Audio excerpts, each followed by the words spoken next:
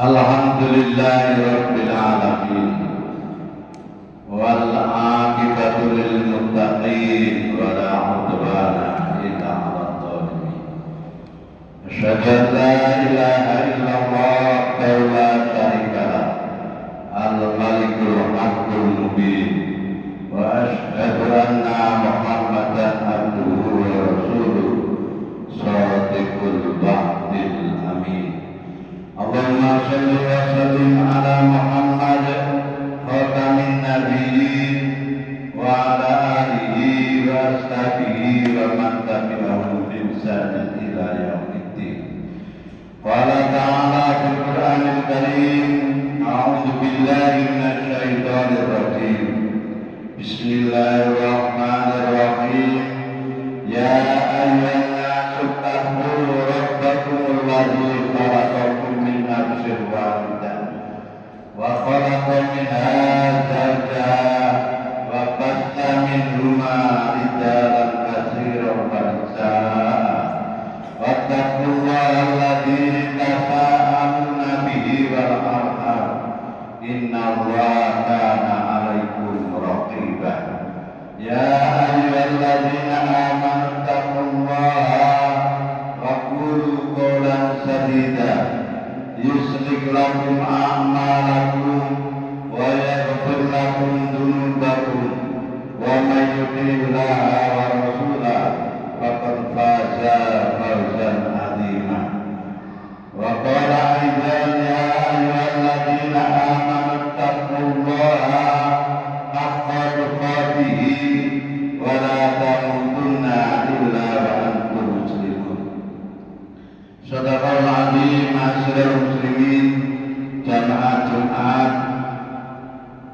yang ada di Masjid Baitur Rahim sama-sama dirahmati Allah Subhanahu wa taala. Syukur alhamdulillah senantiasa kita ucapkan dengan lisan, yaitu mengucapkan alhamdulillahirabbil alamin.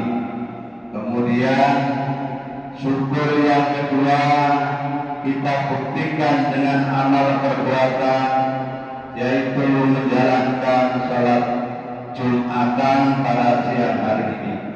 Mudah-mudahan segala amal perbuatan yang mampu kita jalani diberkahi oleh Allah Subhanahu wa taala. Amin ya rabbal alamin.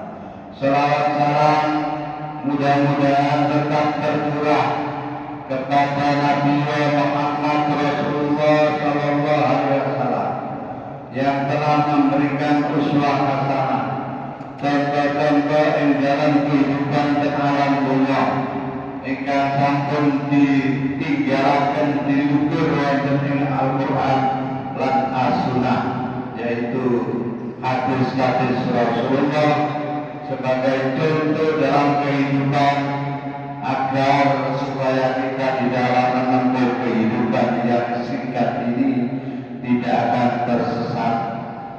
Untuk itulah sekali lagi kita senantiasa berusaha mengikuti sunnah-sunnah Rasulullah SAW. Jangan sampai kita sudah tahu tapi kita tidak kita jalankan. Seperti yang sering dijalankan oleh Rasulullah SAW. Usahakan kalau sudah waktunya Jumatan fas'au ila dzikrillah, kita cepat-cepat ingat kepada Allah untuk menuju ke masjid-masjid yang ada. Karena pada waktu khotib sudah munggah naik mimbar, buku catatan Jumatan sudah ditutup, malaikat ikut mendengarkan Jumatan. Ini sering saya sampaikan, sehingga kita hidup di dunia ini kalau sudah mendengarkan, insya Allah terus kita jalankan, kita akan menjadi orang-orang yang bahagia hidup di dunia dan akhirat. Tapi kalau kita seperti biasa saja, apalagi kalau hormat baru kita datang, naudzubillah, summa naudzubillah, catatan Jumatan akan hilang dan kita akan menyesal di alam akhirat. Jamaah Jumat yang sama-sama dimuliakan Allah Subhanahu wa taala, bentuk suatu janji yang diberikan oleh Rasulullah SAW kepada kita, dan kadang-kadang kita tidak sadar bahwa Jumatan atau sholat jamaah yang lain itu ada janji yang luar biasa diberikan oleh Rasulullah. Yang pertama, dipanjangkan umurnya, dan yang kedua, dilapangkan rezekinya. Hal semacam ini kadang-kadang kita sepele, tapi tidak kita jalankan. Karena Rasulullah mengatakan, man ahabba ayu bersabarahu fi rizqihi wa ayu sa'alahu fi asarihi falyasil rahimahu, rawahu Muslim. Barang siapa sapa sing seneng nyambung silaturahim. Nah, bentuk silaturahim semacam ini kita kalau ke rumah satu persatu tidak mungkin, tapi Allah memberikan kemudahan lewat Rasulullah SAW dan merupakan janji kita sebagai orang iman.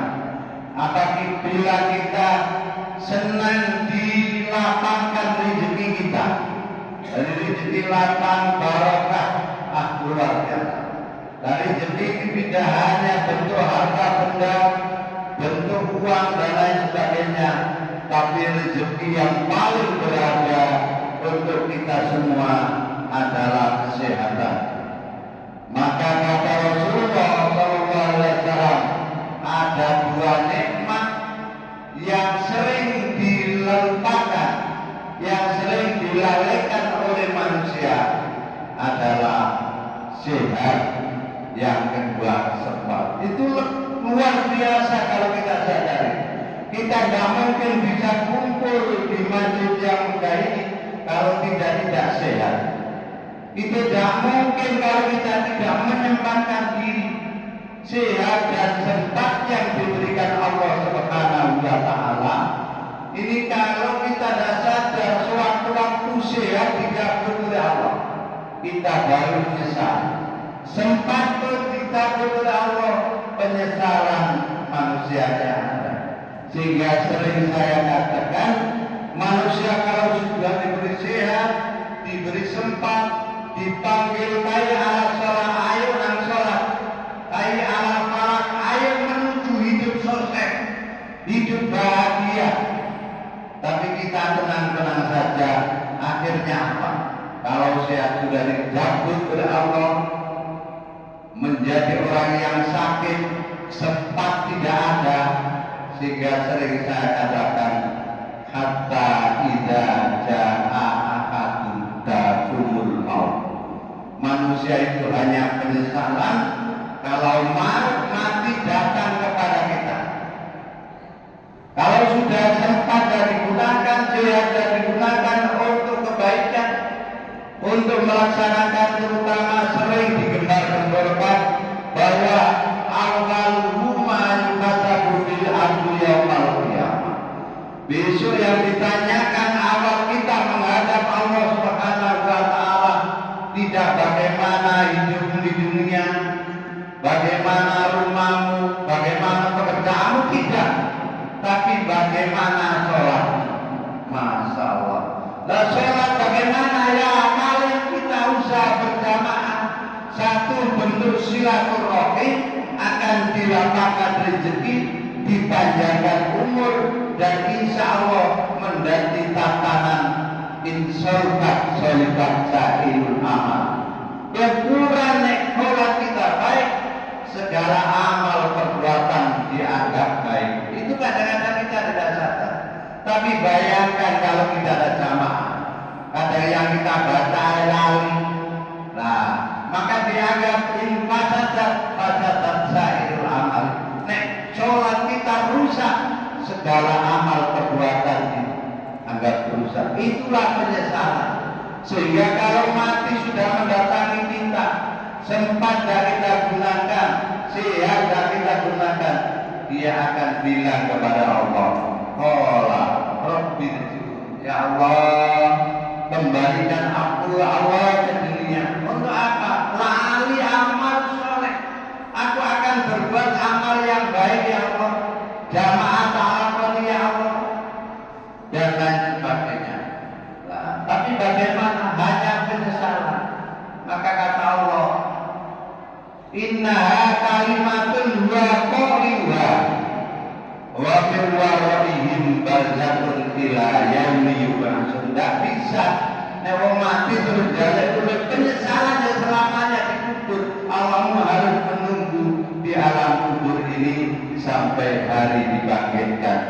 Bagaimana kalau sudah penyesalan, tidak ada kesempatan, sengsara selamanya di alam kubur, menunggu bertahun-tahun, bahkan beribu tahun untuk dibangkitkan bersama. Untuk itulah dalam kesempatan yang baik ini Allah sudah memberikan janji, manusia hidup itu akan mulia, tidak akan menjadi hina. Kalau manusia hidupnya hina, itu dibikin sendiri. Karena Allah Subhanahu wa Ta'ala sudah mengatakan, sudah berfirman di dalam surat Ali Imran ayat 112. A'udzubillahi minasyaitonir rajim. Bismillahirrahmanirrahim. Duribat alaihimud dhillatu aina ma tuqifu illa bihabli minallah wa habli minan nas.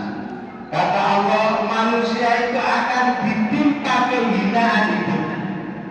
Jadi disuruh untuk menjadi orang yang mulia, enggak sholat. Wis gak sholat, wis gak banyak manusia yang lain gak ada akan menjadi orang yakin. Bagaimana supaya tidak ingat? Illa bihabli minallah. Manusia harus senantiasa berhubungan dengan Allah, dengan Allah, selalu zikrullah di mana saja kita berada, apalagi kalau ada panggilan sholat. Yang kedua, bagaimana kehidupan kita dengan Allah baik, tapi wahablu minan nas, dengan manusia tidak baik, maka kita akan menjadi orang yang hina.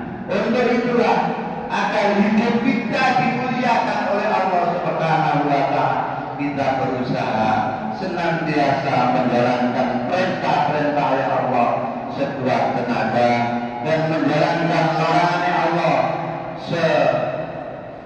semuanya dengan hati yang ikhlas. Begitu pula hablum minan nas, kita punya tetangga, bagaimana hidup kita dengan tetangga, itu yang akan menjadi manusia yang mulia.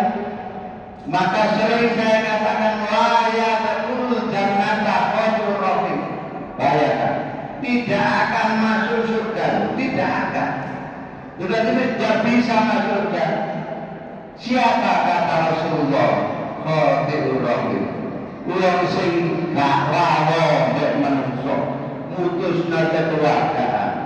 Nomor dua, wajar subditan tapi kasih pembek tonggo. Naudzubillah min dzalik. Ini suatu hal yang menjadikan kita akan menjadi orang yang hina. Bahkan suatu waktu Khalifah Umar bin Khattab mendatangi orang yang jamaahnya luar biasa teman-teman. Dia jamaah pada waktu mari jamaah saya ada masjid dan ditanya, kamu keluar keluarga? Gak ada. Dia anak dia butuh. Lah kamu ini siapa senang? Nya kita balik. Jadi artinya kita fokus untuk beribadah, tapi meninggalkan kewajiban berkeluarga pun dilarang oleh Allah Subhanahu wa Ta'ala. Jamaah Jumat yang dimuliakan oleh Allah Subhanahu wa Ta'ala. Jadi kalau kita ingin menjadi orang yang mulia, berarti berusaha hablum minallah baik, hablum minan nas baik. Yang kedua, wa ta'ala bi minallah wal masyarakat. Dan agar kita tidak dimurkai oleh Allah Subhanahu wa Ta'ala, maka kita berusaha membaca ayat-ayat Allah Subhanahu wa Ta'ala.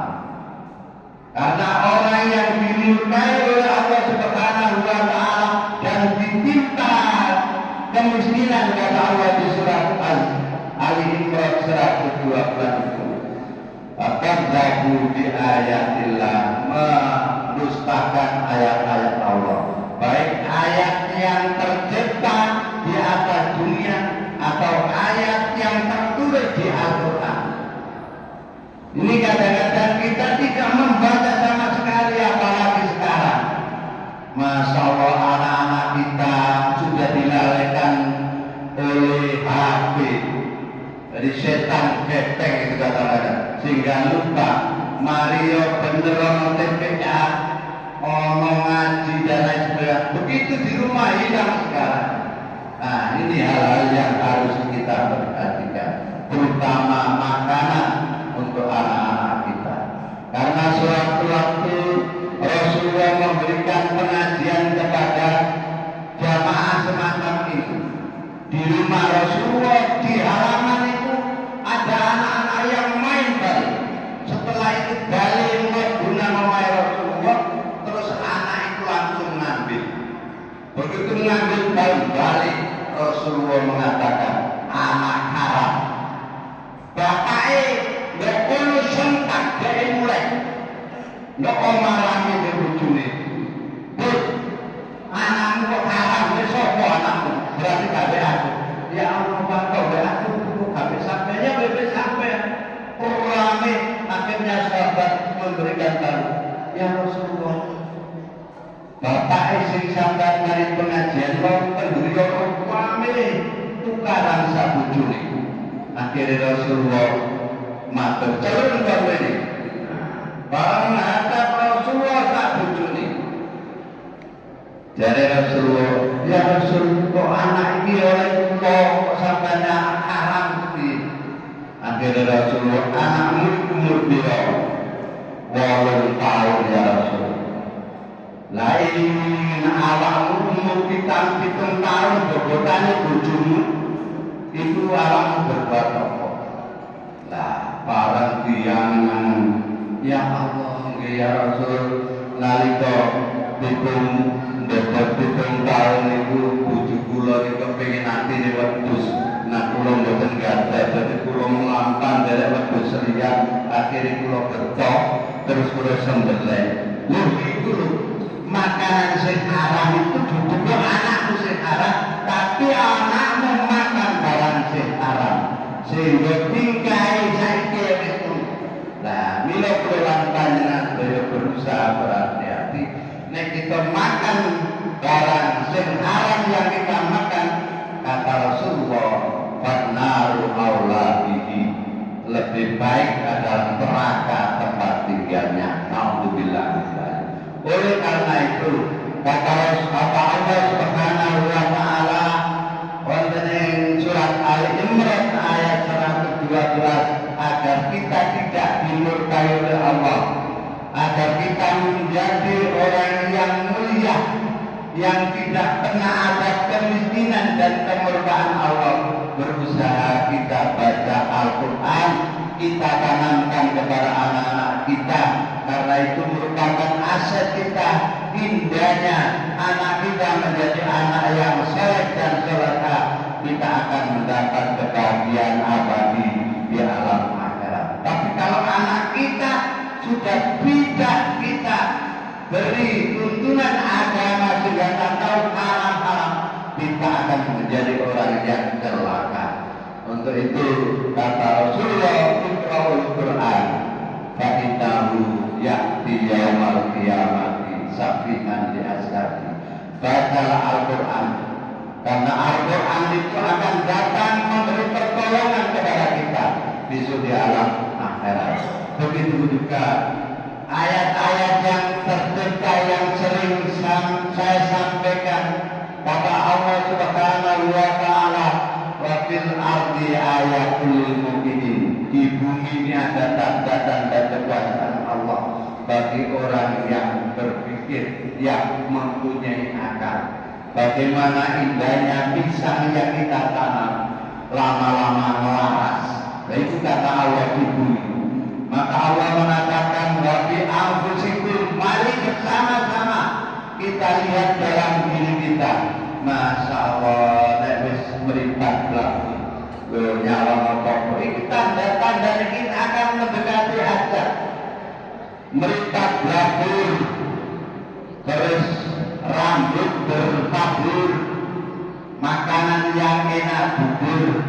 Kemana sebentar lagi kita akan masuk kubur. Itulah perjalanan hidup kalau kita senantiasa menjadi orang yang tidak dimurkai oleh Allah, berusaha senantiasa membaca ayat-ayat Allah Al-Quran dan ayat-ayat Allah yang tertanam, tercipta di alam dunia ini sebagai pelajaran bulan panjenengan beliau.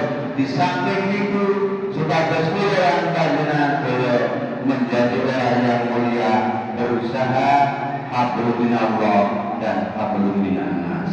Mudah-mudahan apa yang saya sampaikan memberikan pelajaran dan manfaat untuk kita bersama, dan Allah Subhanahu wa taala senantiasa memberikan siratal mustaqim kepada jamaah Baitur Rahim, sehingga dengan harapan kita akan dipertemukan di surga Allah Subhanahu wa taala. Aku qouli hadza wa astaghfiru innahu wal ghafurur rahim walhamdulillahi rabbil alamin.